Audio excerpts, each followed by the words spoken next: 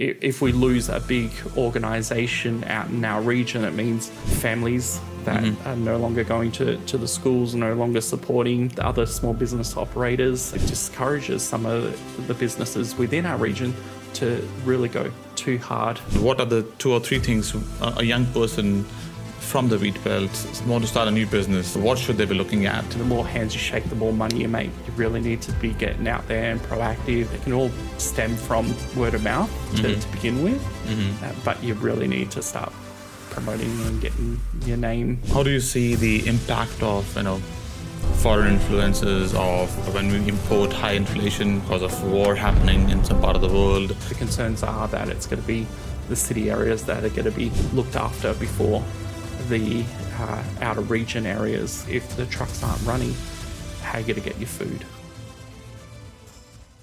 Before we get started, please subscribe so that you never miss an episode of our cutting-edge contemporary conversations. Thank you. Welcome, Peter. How are you?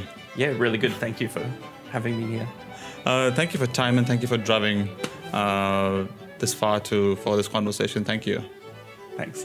You run a Wheatbelt Business Network, but before we delve into that organization and what you do around that, could I ask you to share a bit more about you, your background, your history, and your story? Yeah, excellent. So for myself, I've grown up in northern Western Australia and later ventured out to Perth in the city with no clear direction. I really wanted to start my own business, but finishing school, didn't quite know where I was going to end up. But I ended up falling back on my passion and had a bit of a love for basketball. So I ended up moving to the city. First job was Hungry Jack's. And very early mornings I had to get to Subiaco, and I was living in Maylands at the time, and public transport didn't run that early. And for myself, being young, I was only 17, just finished school, and from there needed to figure out a way of getting to Subiaco very early in the morning. And for myself, that dedication meant that I needed to walk. So it was about 10 kilometres that I'd walk Monday to Friday for basketball training in the morning.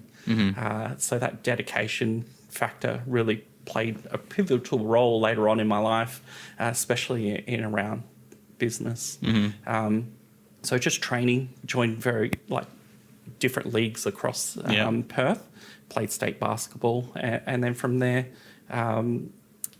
one day I was absolutely sick and just had that burning drive to start a business. Didn't know what it was, but I gave up on that dream of basketball. Ventured back to Northern once again, and from there had absolutely no clue what I wanted to do.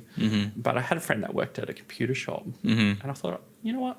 I don't know anything about the inside of a computer, but I'd love to give it a go. So I'm like, well, I asked the boss, can I have some work experience? So I went there, did a couple of weeks work experience, learned about computers, just all self-taught, and eventually that turned into a job that was 1 day a week, and then later ventured into a full-time job. From there, I ended up doing a Certificate 4 and a diploma in multimedia, and the lecturer pulled us all aside and said, start an ABN, get yourself a business and get yourself out there. So old school, end up grabbing a whole heap of names, laid it all out, and put them all together and came up with the name Constructive Visual. From that was born from the passion of just love of drawing and coming up with different artwork. We're a graphic design agency, and from there doing business cards, brochures, flyers for various businesses, creating logos, stuff that we did for clients all around the world. Later we pivoted in 2008. All of our contracts really dried up, and from there we weren't getting the work, which really devastated us. We didn't know what to do. And web design was something that I did not want to delve into, but end up doing a few jobs here and there for family and friends.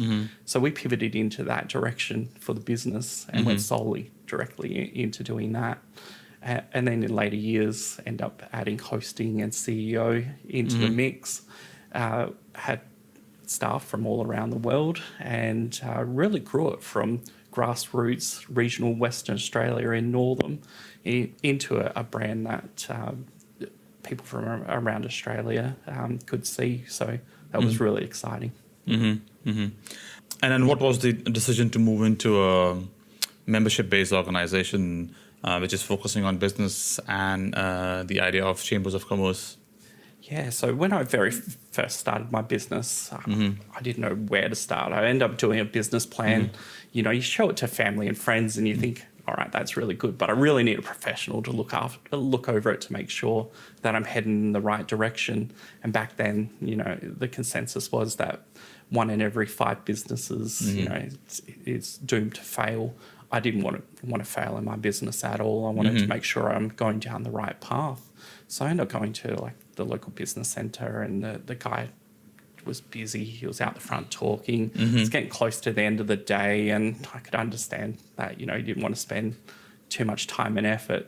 But he later came back into the shop, and I said, look, I've got a business plan.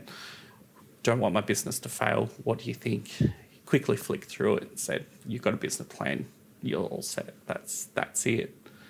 I walked out of there really disappointed, and I'm like, you know, if I do really well with my business, I want to be able to support other businesses later on, because I don't want to go through that again for anyone else. So that was something that I carried all the way through my business journey. It's like, if there is another business operator, I'm there to help support them. So I was working for my own business, which travel around the whole Wheatbelt region. I was also approached by a friend that said, hey, the Chamber of Commerce and Industry is looking for someone to travel around the Wheatbelt region and sign up apprentices and trainees. I'm like, perfect. I'm driving around all this area. They're all the same clients that I get to see. Yeah. So I ended up joining them, and it was only ever just a little bit of a fill-in position. But I fell in love with supporting apprentices signing up for the very first time for their apprenticeship, same as the trainees, helping supporting them and supporting the businesses, falling back on everything that I do with web design. It all sort of carried together. From there, I ended up joining the board of the Wheatbelt Business Network, and within a month, the CEO was looking to leave. I ended up getting in contact with another board member when I was travelling out of town, and I said to them, whoever comes into this position, they've got to be passionate about it. We just don't want anyone to jump in as the new CEO and churn and burn and destroy this organisation. Yeah. It is critical for our region to have someone that's going to come in and support the businesses that are in there.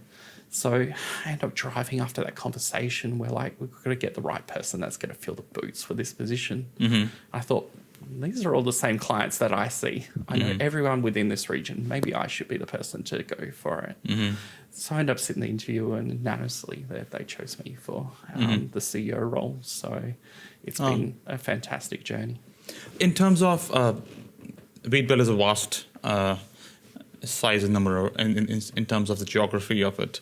Could you give us the vastness in terms of businesses they have, the kind of businesses we have in the Wheatbelt, and just can you lay the land that, you know, what's the distribution of business and style of businesses and sectors we cover? Yeah, absolutely. So the Wheatbelt region is 154,000 square kilometres. To put that into some sort of perspective, it's the size of 2 Tasmanias. So it's a huge region. We have businesses from end to end. So driving all the way from Jurien Bay, from the coastal side of the Wheatbelt region, all the way through to Lake Grace and surrounds. So from there, it's quite a large area to cover. There's over 9,500 businesses within our region, and predominantly agriculture and mining is our economic drivers for our region. As you interact with many businesses across Wheatbelt, what do you think are the biggest challenges and issues they are facing or interacting, or what feedback you're receiving, and then what do you feel about, you know, these challenges and how they could be managed as well? Yeah, absolutely. Look, we ended up doing a survey last year across the Wheatbelt, speaking to various business leaders as well as local government and small business operators and our members to really get an understanding of what are the constraints that the businesses have. And from that, it ended up formulating our WBN advocacy priority paper, which we're releasing in March and on the 23rd.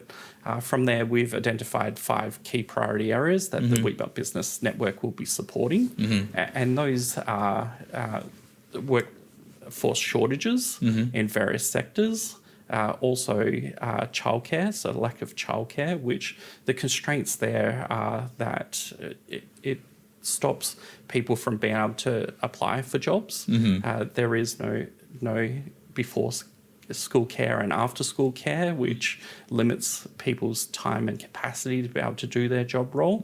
And there are some towns that don't have any childcare at all. So people are travelling over 50 kilometres just for daycare and morning drop-offs and afternoon pickups. So it's a huge domino effect. That is a huge constraint there. We also see from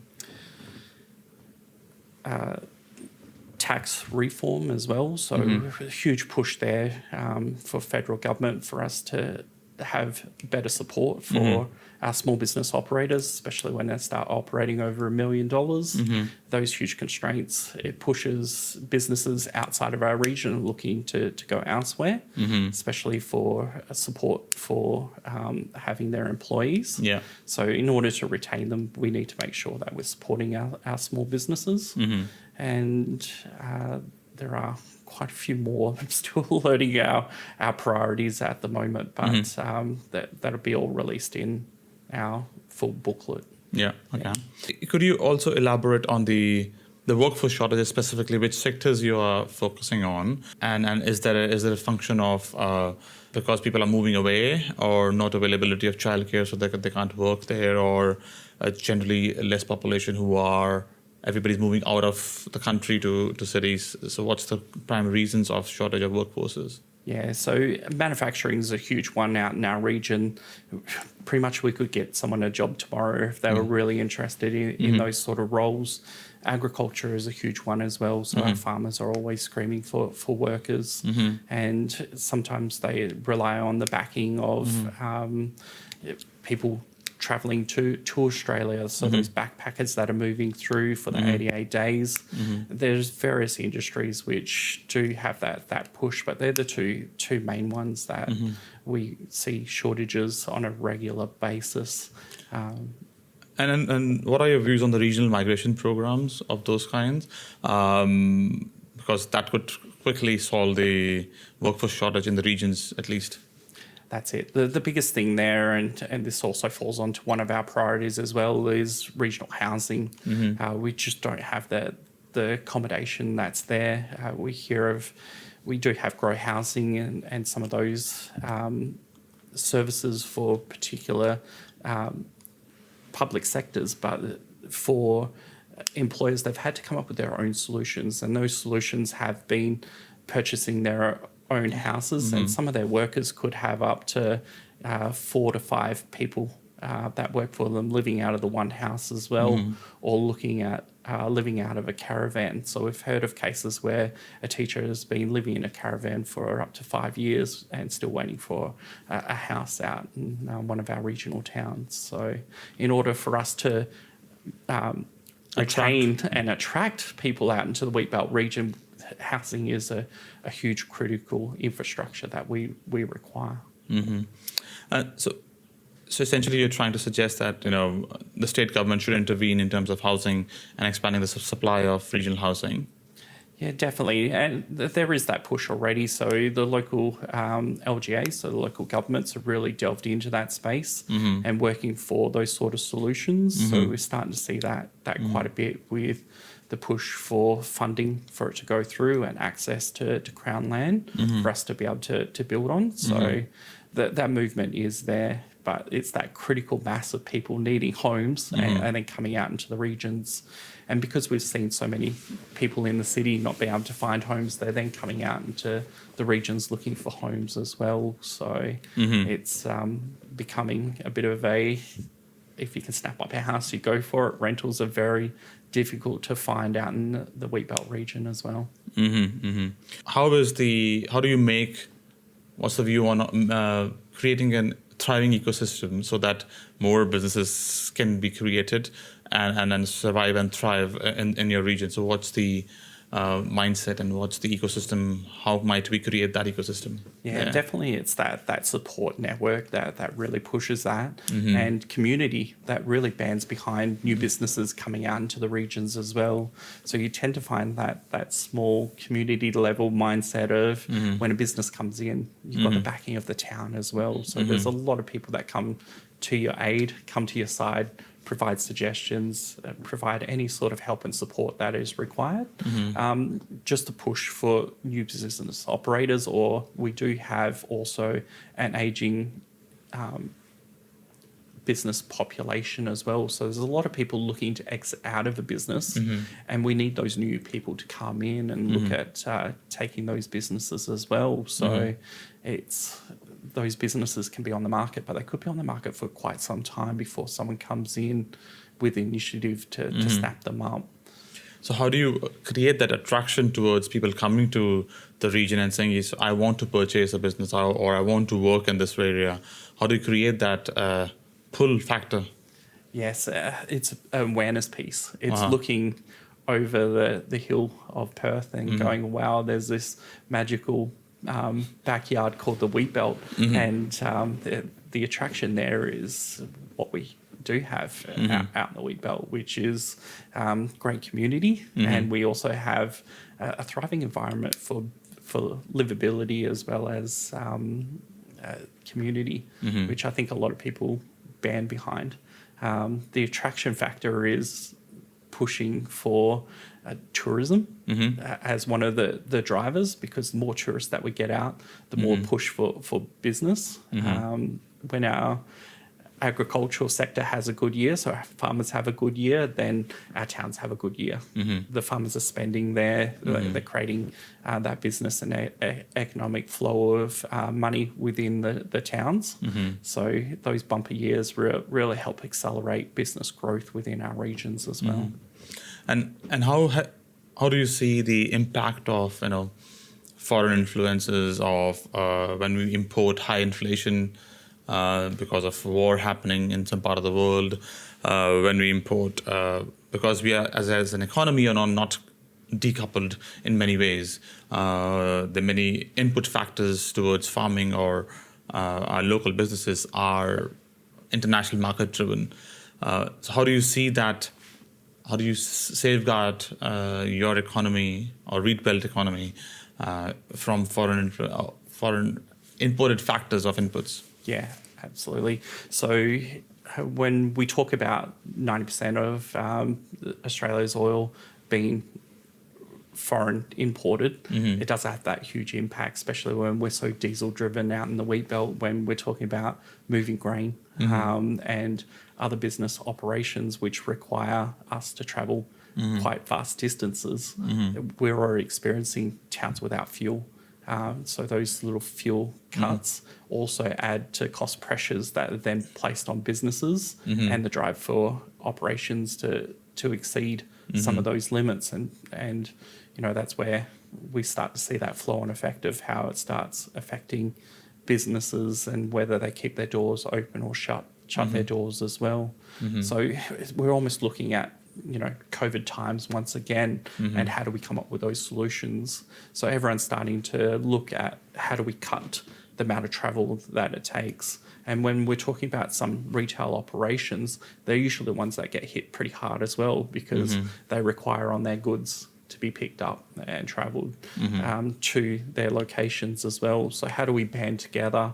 How can we look at cutting some of those costs and maybe look at having multiple businesses pulling together, so then they're using the one truck to maybe pick up some goods from Perth and deliver it out into the Wheatbelt regions. So those cost pressures from things like war really affect us as a whole. Usually you find that when we're talking about fuel and those shortages that are there, the concerns are that it's going to be the city areas that are going to be looked after before the outer region areas, and it's the regions that are driving the economic side of things as well. When we're talking about shortages. That's that flow-on domino effect of if the trucks aren't running, how are you going to get your food? How do you work with the local councils to create that support network to create and support businesses and create more fledgling economies within the area?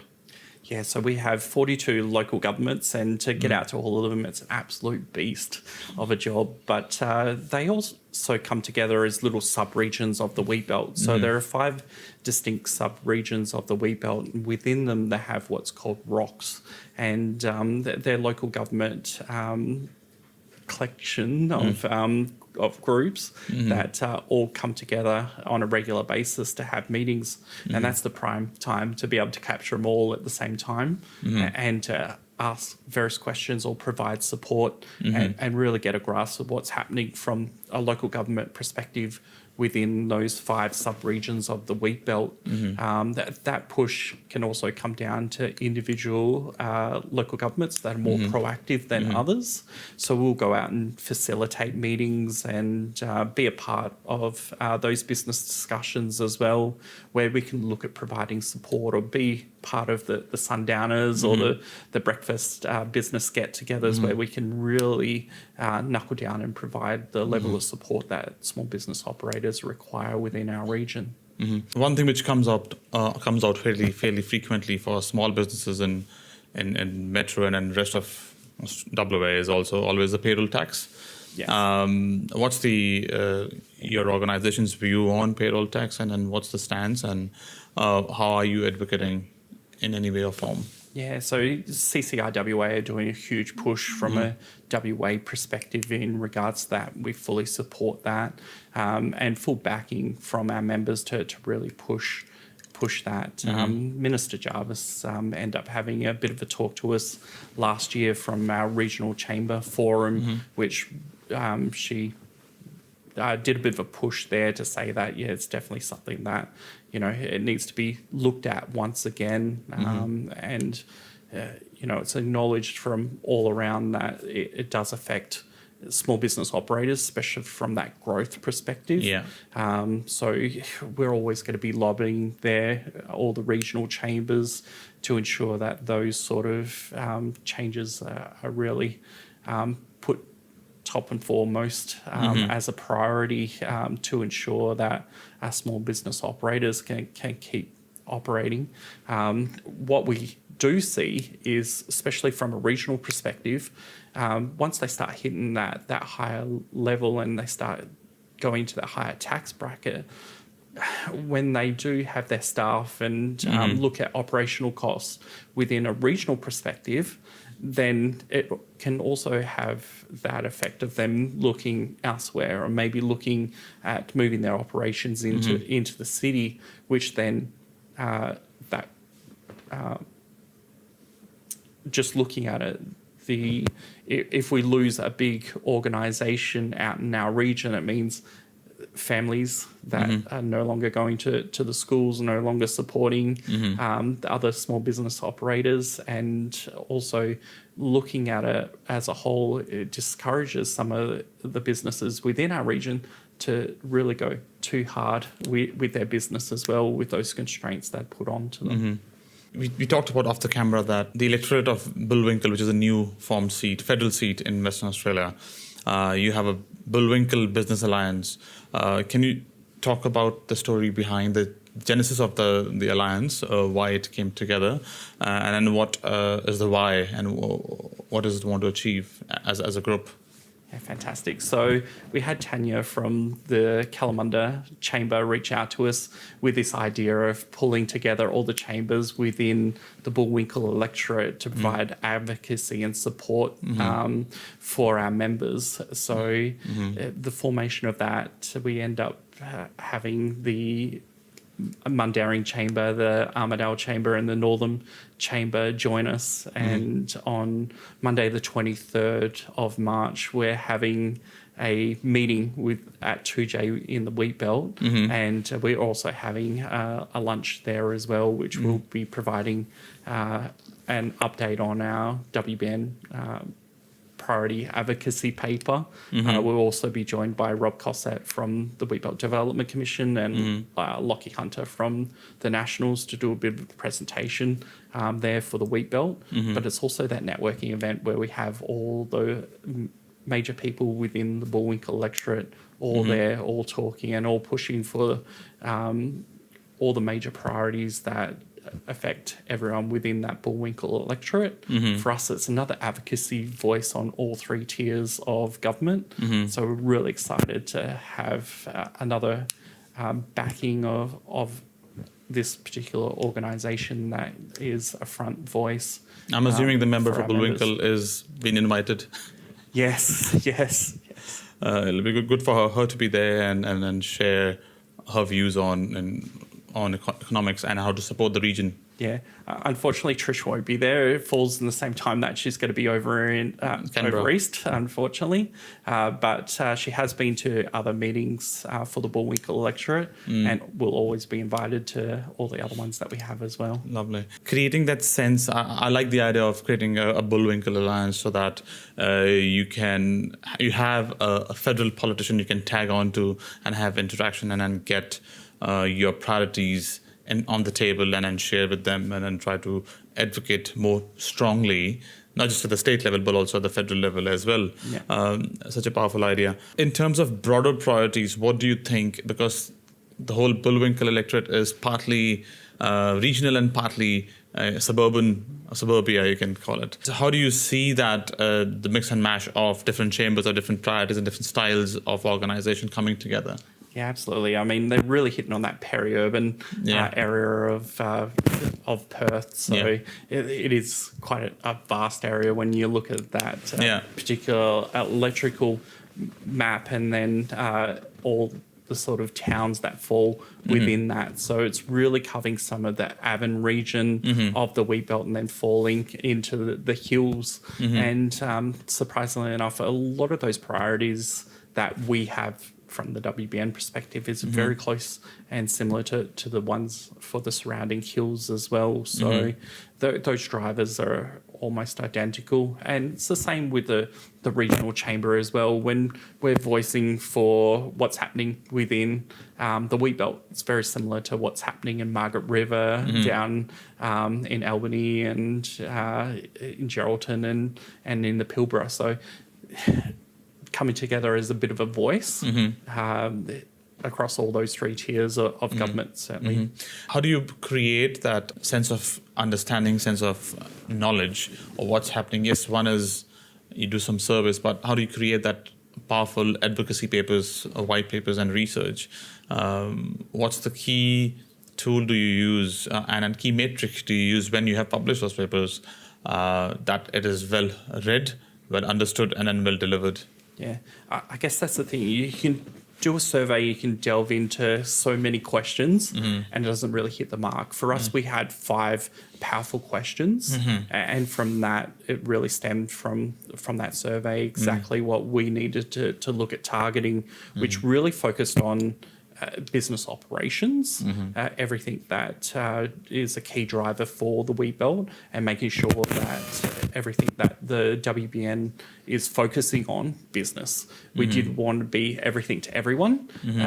Previously, the WBN cast a wide open net and there was a lot of advocacy pieces that were covered by other organisations. So we wanted to be that key driving factor of business focus and that's why our 5 priorities fitted around that. And I think I also observed that probably either it was you guys or Northern Chamber of Commerce or Kalamanda, you were organizing during elections. They had all the candidates coming and sharing their views on economics and on how they want to support the region and how that come about. And it's good to have platform people who are aspiring to be politicians to share their views. How would they support the region? Yeah, absolutely. So I believe Trish Cook's office reached out to the Northern Chamber for that particular one to host it out in Northam. And from there, they had Trish Cook and Lachlan Hunter talking at one of those events. So, yes. I think that's relevant to keep the conversation going from an advocacy point of view as well. What do you see in comparison between regional businesses versus metro businesses, what are the core 3 issues they face and how they're same or different? Yeah, look, we do have quite a few businesses that are owned and operated from Perth as well that venture out into the Wheatbelt region. We also have businesses that the head offices are also in other regions outside of the Wheatbelt as well. So they could be operating from Geraldton or Kalgoorlie or from Perth themselves. And those 3 factors from that we see from metro and regional are pretty much the same. Like when we're talking, like if we're talking about our manufacturing industry and some of them delving into the defence industry contracts. So what we've been told from the defence industry contracts is that it's pretty much on par for them to produce the works out here in the Wheatbelt and for it to be delivered to Perth. So it's exactly the same as what it would cost for them to be manufactured out here in Perth as well. So that's something that's a huge win for our Wheatbelt businesses that are looking to get into those contracts. In conclusion, if I have you to, I want you to tell what are the 2 or 3 things a young person from the Wheatbelt want to start a new business, what should they be looking at before they jump on to have an ABN? What are the 3 or 4 things, critical things they should be looking at before just jumping all in? Yes, absolutely. So fall back on a passion. We tend to find that businesses that are owned and operated in the Wheatbelt usually start with a passion. From there, they usually fall back on family and friends to then help them out as well. So they're the ones that are usually stepping in and helping out with the admin side of the business. So whether it's someone coming in and helping them with making sure that invoices are getting sent out, that they're following up with invoices that aren't paid and making sure that they're doing the taxes as well. From there, having some support from a tax person. I would say if you're going to delve into a business, surround yourself with other people that have gone through starting a business, because they're the ones that can push you in the right direction. And also network with people, and the more hands you shake, the more money you make. So getting out there, getting yourself known. There's also that marketing side that people ignore as well. So sometimes you can have the work, but when the work starts drying up, you really need to be getting out there and proactive. Even if you're starting off with social media, you need to start somewhere. And just getting your name out there, showcase the sort of work that you're doing, the quality of work. And it can all stem from word of mouth to begin with. But you really need to start promoting and getting your name front and center of people, and then your business will just bloom from there. Thank you, Peter. Thanks a lot. Thank you very much.